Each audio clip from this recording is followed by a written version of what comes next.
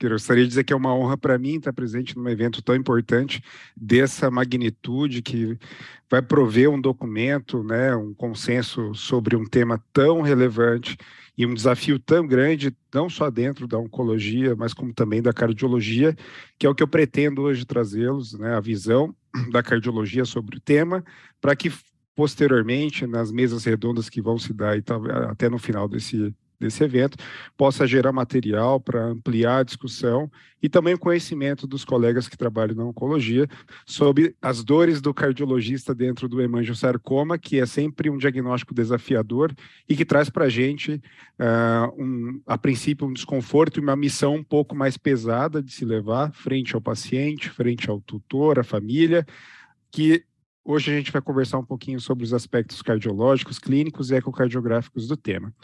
Vou compartilhar aqui a minha apresentação. Rodrigo, eu queria só uma confirmação, se vê bem a projeção? Sim, tá perfeito, Diego. Obrigado. Muito obrigado. Bom, pessoal, então começando falando, eu enunciei o tema para vocês. Então, falando sobre neoplasias cardíacas, primeiramente em geral, né, ao contrário do que aqueles memes de Instagram que falam que coração não tem câncer, a gente sabe muito bem, essa sala que conhece muito bem do assunto, sabe que isso não é verdade. Apesar de existirem, nós consideramos, né, por prevalência, as neoplasias cardíacas como lesões incomuns nesse estudo aqui, com quase 730 mil pacientes de uma prevalência total nesse estudo feito quase nos anos 2000 aqui, houve uma prevalência de 0,19% de cães afetados por neoplasias cardíacas, em gatos sendo muito raro, né, 0,03%, tem uma população tão grande quanto essa. Em geral, o hemangiosarcoma cardíaco ele é mais prevalente do que o quimioadectoma, do que o carcinoma tireoide ectópico, do que o linfoma, do que o mesotelioma e outras neoplasias mais comuns. Então, nós temos figurando na nossa rotina, apesar de ser uma lesão comum, não frequentemente diagnosticada na nossa rotina, o hemangiosarcoma ainda protagonizando, mas é importante lembrar que esses estudos de prevalência populacionais foram feitos na era pré-boom dos cães braquicefálicos, e hoje com os braquicefálicos chegando em maior número aos nossos consultórios, o quimiodectoma ele está se aproximando ali da prevalência do hemangiosarcoma, pelo menos na minha rotina, na rotina da maioria dos colegas e meus alunos, é o que a gente tem observado também.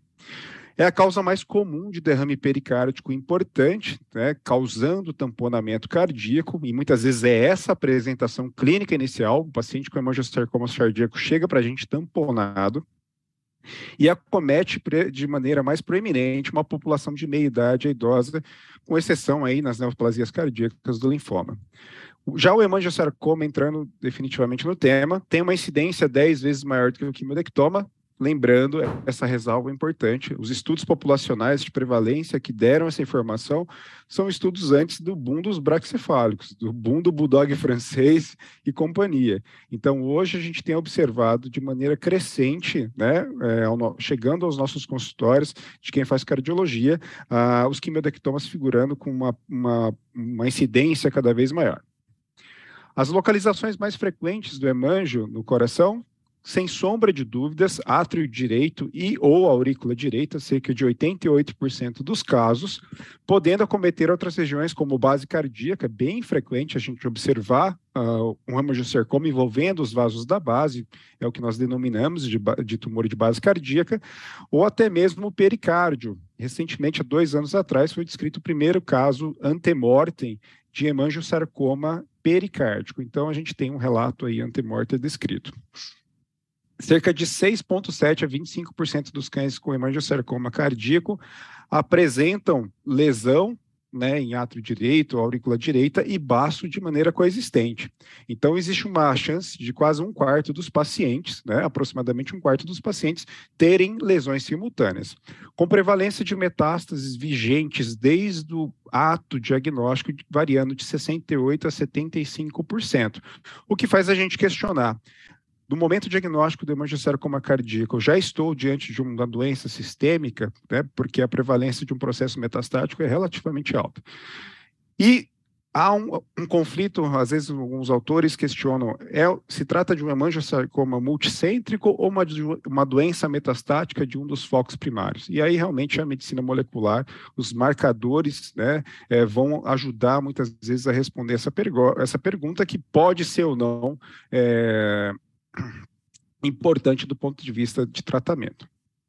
Em relação à epidemiologia, nós sabemos que a esmagadora maioria dos pacientes que nós atendemos com essa condição, eles caem ali na média dos 8 a 10 anos, sendo a média de 9 anos a descrita em literatura, cães de médio grande porte, com uma mediana aqui de 32 quilos nesse estudo. Como predisposição racial, está descrito em literatura os Golden Retrievers e os pastores. No entanto, a gente atende em praticamente a maioria das raças nós temos, exceto os braxcefálicos, é bem difícil a gente ver em braxcefálico isso, mas os retrievers, com certeza, em especial o Golden, são protagonistas, né? Hoje o pastor alemão no Brasil caindo um pouquinho, né, em população, hoje não é um cão que a gente vê tanto mais como antigamente, então os retrievers, por estarem ainda com uma população cada vez mais alta, tende a chegar mais em nossos consultórios com esse tipo de lesão. A predileção ao sexo não é clara. Alguns estudos sugerem que cães não castrados, particularmente fêmeas, apresentam maior risco de desenvolver esse tipo de tumor. No entanto, na minha casuística, eu vejo muito mais machos desenvolvendo esse tipo de tumor. No entanto, isso é o que está descrito em literatura. A apresentação clínica do hemangiosarcoma cardíaco, né, em quase 100% das vezes, é o paciente que chega com derrame pericárdico em quantidade suficiente para gerar um quadro de tamponamento cardíaco. Então, se você der a sorte de fazer o diagnóstico dessa lesão numa fase assintomática, né, você vai ver o paciente sem aquela repercussão do choque obstrutivo causado pelo tamponamento cardíaco. Então, você pode pegar ocasionalmente o paciente assintomático, num check-up, ou aquele paciente que tem outra lesão em outro foco e se pede uma ecocardiografia para se avaliar se tem uma lesão concomitante. Os sinais podem ser agudos ou subagudos, dependem quando se tratar do tamponamento cardíaco, se esse tamponamento foi fruto de um sangramento rápido ou de um sangramento lento. Então, a velocidade com que esse sangue coleciona por sangramento do próprio tumor no pericárdio é o que vai determinar se esses sinais vão ser agudos ou subagudos, que podem ser desde letargia, fraqueza, dispneia, intolerância aos moderados, a pequenos esforços, ou até mesmo dispneia em repouso, tosse, êmese, a tosse pode estar frequente, alguns pacientes chegam ali quando fazem um tamponamento agudo com episódio emético também, síncope quando cursa com episódios perfusionais muito graves, né, geralmente o paciente que tem uma síndrome de hipoperfusão bastante importante, o paciente pode ter perda transitória de consciência. A distensão abdominal, ela pode se dar quando se tratar de paciente com tamponamento cardíaco, especialmente naqueles que evoluem a um derrame pericárdico crônico, né? Ou que fazem efusões pericárdicas recidivantes. No tamponamento agudo, não dá tempo para se desenvolver ascite, via de regra. Então, o paciente ele faz um colapso circulatório antes mesmo de fazer transsudação peritoneal. Ou essa ascite pode se dar em decorrência de um hemoperitônio, caso o paciente tenha uma lesão de foco hepatoesplênico simultânea com a presença de exudato hemorrágico. Lembrando que o pericárdio, apesar de ter um componente fibroso mais proeminente, ele não é completamente inelástico. A depender da velocidade como o fluido se acumula, ele pode ganhar distensibilidade e a relação da curva de pressão e volume pericárdica pode ser alterada, ou seja, deslocada à direita. O que quer dizer isso? É necessário um maior volume, né? O tempo, né, faz com que se gere aumento da elasticidade pericárdica, então esse pericárdio consegue crescer, se repletar de uma maneira mais importante, sem que haja grandes aumentos na pressão intrapericárdica. Já quando a coleção se desenvolve a curto prazo, ou seja, um rápido acúmulo de efusão, esse limite, né, do estiramento, essa reserva pericárdica, que é o ponto onde qualquer acréscimo de volume há um expressivo aumento de pressão, ele ocorre de maneira mais precoce. Ou seja, vejam esse coração aqui da superior, com o número 1, que há um tamponamento cardíaco nesse paciente, a quantidade de fluido no pericárdio aqui é bastante inferior à vista no paciente abaixo, que precisou acumular uma quantidade muito maior, já que era um caso de recidiva aqui, o pericárdio ganhou extensibilidade do primeiro episódio de tamponamento, sendo necessário uma quantidade, então, bem maior de fluido para que se gerasse aumento das pressões pericárdicas. O sinal clínico que nós descrevemos do tamponamento cardíaco é chamado como tríade de Beck, que é composta por abafamento de bolhas cardíacas. Isso depende do quantitativo de fluido pericárdico. Quando há tamponamento com pequena quantidade de fluido, nem sempre as bolhas estão abafadas. Geralmente a gente vê esse abafamento quando há um quantitativo grande. E quantitativo não necessariamente quer dizer gravidade do tamponamento. É possível se tamponar com pouco fluido no pericárdio, assim como é possível se tamponar com bastante fluido no pericárdio. A estase jugular é reflexo de uma dificuldade do sistema venoso em entregar sangue de volta ao coração direito, uma vez que a pressão dentro do pericárdio ela se iguala ou suplanta as pressões das câmaras direitas, portanto não há gradiente de pressão para um adequado retorno venoso. A redução da pressão arterial também nem sempre acontece, eu já peguei muitos pacientes com tamponamento cardíaco com sintomas bastante proeminentes, com pressão arterial normal. Muitas vezes o tônus vasomotor está tão intenso, a vasoconstrição periférica está tão importante que ele mantém uma pressão em valor normal ou levemente reduzida ali. O que a gente tende a observar são outros sinais também. A tríade de Beck, né, aqui demonstrada, né, como turgência jugular, há uma dificuldade durante a fase de diástole, ou seja, quando a válvula tricúspide se abre, de haver enchimento ventricular direito de maneira apropriada.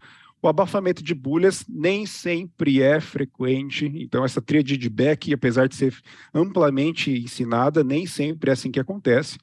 E o que a gente observa também, além de uma pressão reduzida, é o que nós chamamos de pulso paradoxal, que na verdade de paradoxal não tem nada. Ele é apenas uma hiperexpressão de um fenômeno natural, que é quando nós inspiramos, a nossa pressão arterial ela reduz brandamente, porque há um menor retorno venoso ao lado esquerdo do coração. No paciente com tamponamento cardíaco, nós vamos observar uma variação da pressão sistólica, arterial sistólica, maior do que 10 milímetros de mercúrio durante a fase inspiratória. Então, nós inflamos aqui o manguito até suplantar, né, a pressão de pulso, e quando ele retornar, nós observamos que na inspiração o pulso some. Observem. E essa variação acontece num intervalo maior do que 10 milímetros de mercúrio. Isso nós chamamos de pulso paradoxal, que é um sinal bastante específico também para o tamponamento cardíaco. Além disso, a gente obviamente vai avaliar sinais de baixa perfusão periférica. Muitas vezes a pressão arterial se mantém ainda em valor de normalidade, às custas disso, às custas de uma vasoconstrição periférica muito intensa, que é um sinal grave de hipoperfusão. Então da esse paciente antes e depois de fazer a pericardiocentese, houve uma diferença bastante expressiva aqui dessa adequação da periferia, agora não necessitando fazer uma vasoconstrição tão intensa. O eletrocardiograma não fornece achados específicos para o diagnóstico, porém, né, e muitas vezes esquecido, ele é muito importante para uma completa avaliação da repercussão da lesão, uma vez que essa lesão ela pode estar infiltrando o sistema de condução, ou até mesmo pode ir através de uma série de substâncias que são liberadas por esses tumores e o processo inflamatório que isso decorre muitas vezes, né? Algumas citocinas, IL-1, IL-6, TNF-alfa, sensibilizam o miocárdio a essas substâncias que podem gerar potenciais elétricos ectópicos, deflagrando arritmias cardíacas. Então, nós podemos observar desde arritmias supraventriculares, arritmias ventriculares complexas, muitas vezes, que demandam de tratamento. Então, não esquecer de, na hora de pedir, de ter uma suspeita como essa, de solicitar também um eletrocardiograma, porque cerca de 1/3 dos pacientes que têm hemangiosarcoma apresentam alguma alteração eletrocardiográfica. Como nesse caso aqui, não era algo específico, mas era um paciente que tinha uma neoplasia bastante volumosa, uma tumoração bem grande, e que tinha síncopes após episódios de tosse, ele tinha o que a gente chama de síncope reflexa, por uma intensa atividade vagal, gerando aqui, como vocês podem observar, uma bradicardia intensa e uma perda completa do tônus vasomotor. Esses pacientes, geralmente, quando tem uma síncope que é semelhante ao evento vasovagal, eles têm uma bradicardia e uma vasoplegia, decorrendo em hipotensão acentuada, hipofluxo sanguíneo cerebral e perda transitória de consciência. Então, esse era um caso de um paciente que chegou no meu consultório, não era tamponado, era um paciente que tinha tosse e síncope, decorrentes dessa hiperestimulação aí, dessa massa sobre as vias aéreas, gerando mecanoestimulação de tosse e que gerava aí um gatilho, né, uma alça de reflexo vagal inapropriada, gerando síncope posteriormente. O ecocardiograma tem como objetivos diagnosticar, descrever as lesões em sua localização, dimensões, textura, ecogenicidade, a extensão da lesão. Apesar dela se encontrar ali no átrio direito, até onde ela se estende? Ela está avançando ali para um trajeto vascular, ela tem ali muitas vezes infiltração miocárdica, porque isso pode ser decisivo em saber se eu posso fazer uma exérese cirúrgica ou não. É uma lesão única, né? Eu estou falando de uma única lesão, uma lesão multifocal. E avaliar, sobretudo, as consequências hemodinâmicas, porque essas invasões cardíacas ou esses tumores intracardíacos podem obstruir o fluxo atrioventricular, podem obstruir o fluxo veno-atrial, ali a chegada do sangue das cavas para o átrio direito, pode comprimir grandes artérias quando situado em base cardíaca. Isso pode gerar complicações e consequências hemodinâmicas bastante importantes. E também pode gerar disfunção valvar, né, de todas as válvulas, especialmente as válvulas situadas do lado direito. Derrame pericárdico é com certeza a consequência mais comumente vista, né, e que termina sendo motivo de abordagem inicial da maioria dos pacientes com esse tipo de lesão. A ecocardiografia tem como valor preditivo positivo para a detecção de lesão de hemangiosarcoma cardíaco de 92% a 100%.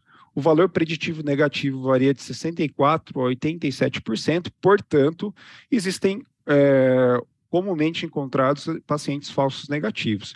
No entanto, é bastante delicado a gente fazer essa atribuição numérica percentual de sensibilidade, especificidade, valor preditivo positivo e negativo, numa ferramenta que é operador dependente. Então, isso depende muito da experiência do operador. É muito provável que um operador muito experiente consiga modificar esses valores, ou um operador com pouca experiência possa trazer esses valores para um patamar muito mais baixo. Então, isso deve ser levado em conta também na hora de se escolher o profissional a fazer esse tipo de abordagem. A localização, como a gente comentou anteriormente, parede atrial direita e aurícula, junção atrioventricular direita também bastante comum. Na base cardíaca, bastante incomum de nós observarmos. Pericárdio raro, temos só um relato de caso. A protusão para o espaço pericárdico gera um atrito daquela lesão, né? Então, a lesão, apesar de se formar na aurícula, no átrio direito, ela se projeta em direção ao espaço pericárdico. Isso causa um atrito de um tipo de tumor que é bastante, muitas vezes, friável, o que favorece ali que possa haver sangramentos com facilidade. É possível que haja invasão intracardíaca, né? Ou seja, infiltração dessa massa ali que está confinada à parede para o interior da câmara, e mais comumente o átrio direito, o ventrículo direito e veias cavas. Então, quando nós estamos diante, ecocardiograficamente falando, de um paciente com tamponamento cardíaco, onde a principal causa de tamponamento cardíaco é neoplasia cardíaca, a gente deve, quando possível, desde que segura o paciente, se ele estiver estável, se a gente conseguir promover um ambiente de estabilidade, fazer uso dessa interface que o fluido oferece, né, para que nós façamos a abordagem investigativa para tentar localizar a lesão, né? Então, observe aqui na imagem da esquerda essa interface fornecida pelo fluido pericárdico, isso pré-pericardiocentese, e depois da pericardiocentese, como essa interface reduziu. E essa interface anecogênica e hipoecóica, ela fornece ali um ambiente de janelamento acústico mais favorável para a gente interrogar a lesão. Como características ecocardiográficas, nós podemos ter nódulos pequenos, vejam aqui um paciente com hemangiosarcoma, um paciente com quimiodectoma, ambos confirmados anatomopatologicamente. Pequenos espaços hipoecóicos podem ser formados, né, com aparência de cavitações, observem aqui, ocasionalmente císticos. Aqui tem até uma aparência mais cística, cavitária. Então, geralmente, além da localização, claro, a gente vê um padrão bastante típico nas neoplasias no hemangiosarcoma, que permitem até trabalhos que recentemente demonstram que a terapia pode se dar com boa sensibilidade e especificidade para o diagnóstico, baseado no diagnóstico presuntivo. Já o quimiodectoma aqui, por exemplo, primeiro que ele não atinge essa porção, né, essa localização, ele é mais confinado à raiz aórtica, à base cardíaca, e tem contornos mais regulares, tem um parênquima mais homogêneo, hiperecóico, e a localização sendo, portanto, distinta. Esse trabalho aqui demonstrou que nos casos onde o hemangiosarcoma se situava aqui no átrio direito e no ventrículo direito, a correlação diagnóstica presuntiva era muito boa, exceto nesses dois casos aqui, onde o hemangiosarcoma estava no ventrículo esquerdo, que é uma localização absolutamente anormal de nós observarmos, né, rotineiramente, na válvula mitral, que foram casos que foram abertos, ou seja, tirou-se ali aquele selo, né, que era uma avaliação cega dos operadores, porque a localização era muito fora do comum. Aqui um caso para vocês, do Thor, o Golden Retriever, macho de 10 anos, observe aqui na ecocardiografia, uma neoformação aqui na aurícula direita, o paciente foi submetido à pericardiectomia, né, por toracoscopia subfrênica total, vejam aqui a mesma lesão da ecocardiografia, essa lesão vista pela toracoscopia, e posteriormente o paciente submetido à quimioterapia.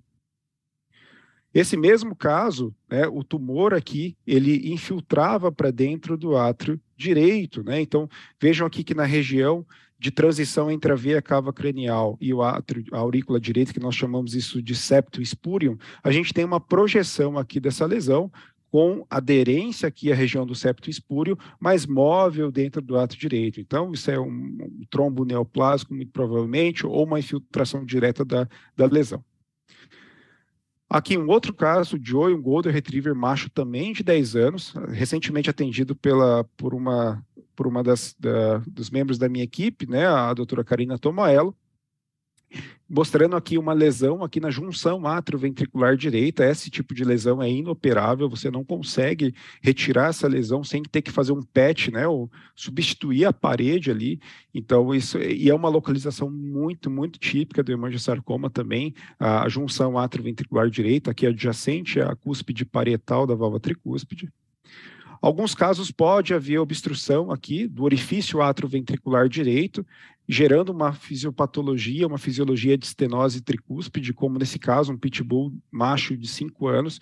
Aqui, na junção entre o átrio direito e a via de entrada do ventrículo direito, observe um fluxo aqui estrangulado, turbulento, de alta velocidade, gerando como se fosse uma estenose da válvula tricúspide, mas na verdade a massa cresceu ali para dentro do átrio, obstruiu o orifício atrioventricular direito, né, o canal atrioventricular direito, gerando uma congestão venosa por processo obstrutivo, e a CIT era uma consequência disso. Esse outro caso, né, que eu mostrei para vocês, ali do Holter, mas com síncopes frequentes, precedidas por tosse, uma síncope situacional. Esse paciente tinha aqui, observem as características da lesão muito típicas, com áreas de cavitação, císticas, que se estendia aqui até a face anterior do arco aórtico e que também possivelmente infiltrava a parede basal do ventrículo direito. E, além disso, o paciente tinha uma estenose por compressão extrínseca da artéria coronária direita, o que poderia precipitar uma série de arritmias cardíacas também moduladas por isquemia.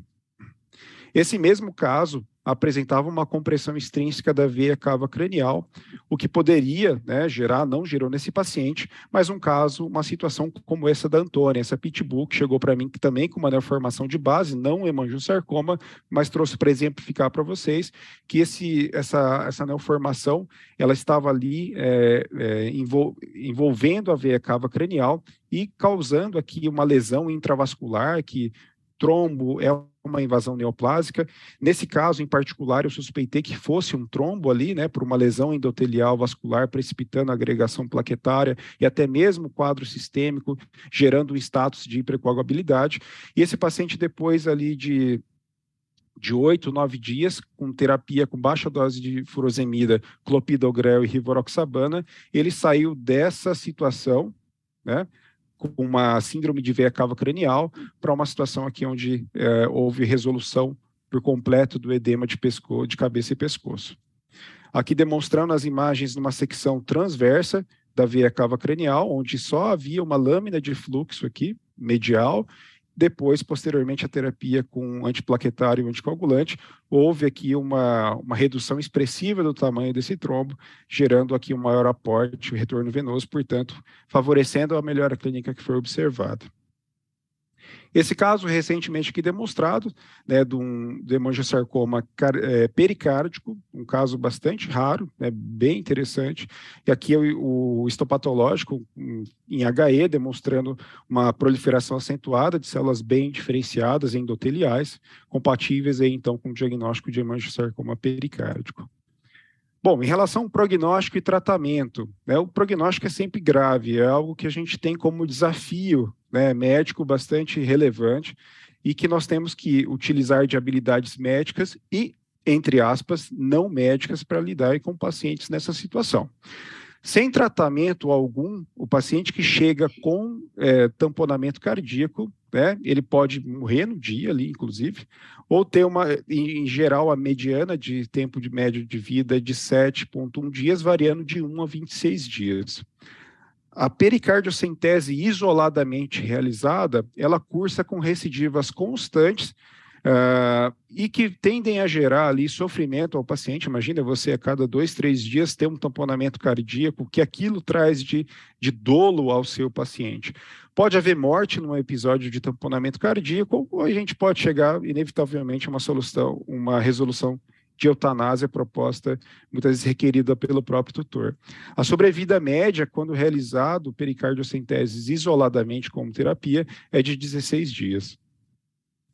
Quando realizamos a pericardiectomia de maneira isolada, não esteve associada a benefício de sobrevida, uma vez que esses tumores causam tamponamento por sangramento, né? São tumores que sangram com muita facilidade. E você retirar o pericárdio, você evita, obviamente, o tamponamento, mas você não cessa aquela hemorragia, então você tem alto risco de exsanguinação. Eu já tive 2 ou 3 casos que o tutor não evoluiu para uma quimioterapia, parou na pericardiectomia e o paciente voltou a sangrar, até que houvesse uma depressão ali de volume muito considerável. Precisou fazer transfusão e na segunda transfusão a gente chegou e conversou, olha, realmente é algo que está incompatível com a permanência de vida.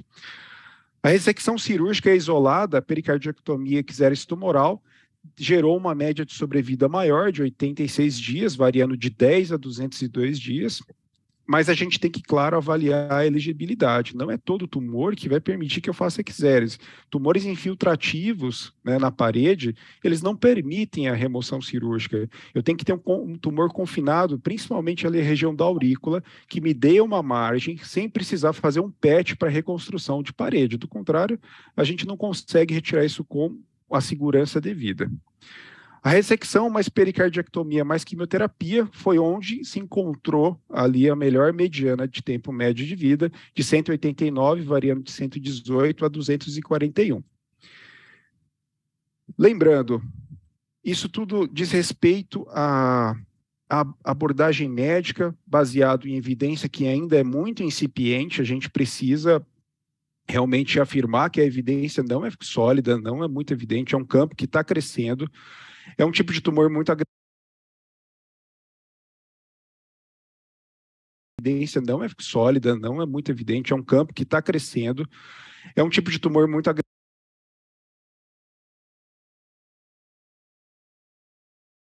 Suporte. Nada do que nós decidimos implantar como terapia vai ser aceito se nós não ganharmos a confiança e, sobretudo, alinharmos as expectativas de resposta ao tratamento e tempo de vida desse paciente com a família. Então, o uso de habilidades humanas não médicas é imperativo em casos como esse e a todo nosso exercício de profissão. Então, pelo honroso convite, pela atenção de vocês, eu agradeço muito e estou à disposição se houver tempo para perguntas. Excelente, obrigado, Diego.